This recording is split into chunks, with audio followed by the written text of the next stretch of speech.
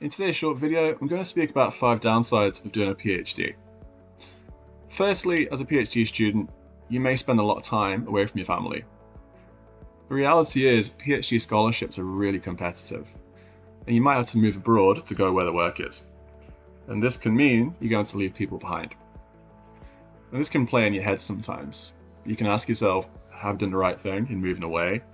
Are you being selfish in making that move? And there are feelings of guilt that you should really be there, back home, looking after people. Secondly, as a PhD student, you're not going to have a lot of money. In the UK, you learn about 15 grand a year doing a PhD. This doesn't take you very far, and it's very difficult to save for the future with these small earnings. So you do think to yourself, my friends are ahead of me, I'm mid-late 20s doing my PhD, and I'm behind in life. There's this pressure in society to be at a certain level. PhD doesn't really put you at that level. And the stuff after the PhD, the mortgage, the nice car, whatever it may be that motivates you, you may ask yourself, will it ever happen for me? My friends have got that, but here I am on 15 grand a year. I can't see that next step. It will happen, it just takes patience. Thirdly, not every student feels this way, but many I've spoken to feel constant guilt during their PhDs.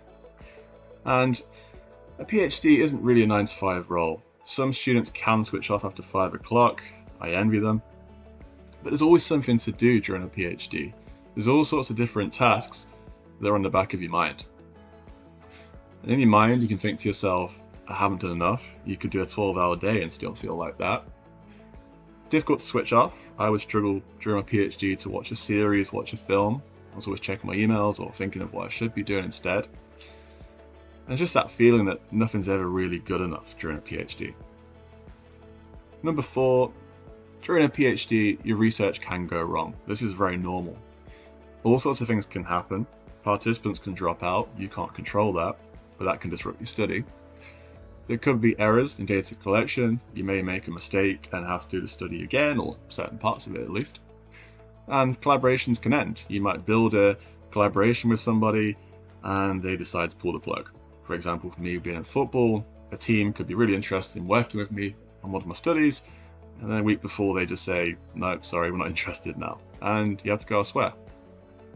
This is very stressful, because you say to yourself, everything's going perfectly, one thing goes wrong, and you ask yourself, well, what do I do now? And will this study ever be completed? This is much more stressful as well when you do longitudinal studies in your PhD. Finally, number 5, one of the hardest processes is actually getting your research published. Now, the study itself could take 6 months, 9 months to complete, then you've got to go away and get it published. Now, if you're lucky and it goes straight to the first publishing place and they accept it, that could be about 4 months. But really, it could be a year, 18 months before your paper gets published. You might face a lot of rejections. There could be pressure to publish before your Viva as well.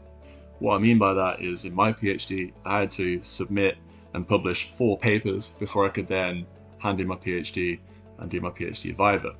If that's the case with you, it does add more stress and pressure to get things done quicker.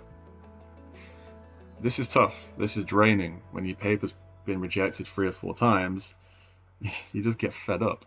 And you ask yourself, is this paper ever going to get accepted? And can I submit my PhD? You want to submit, you want to move on, you want to go and get that job that pays more money and gets you away from that stress of the PhD. And if you're being held back, it's really tough. Okay, thank you for watching this short video. I've got plenty more videos on my channel about doing a PhD. If you've got any suggestions for other videos, let me know. You can speak to me on Instagram at sportsciencehacks.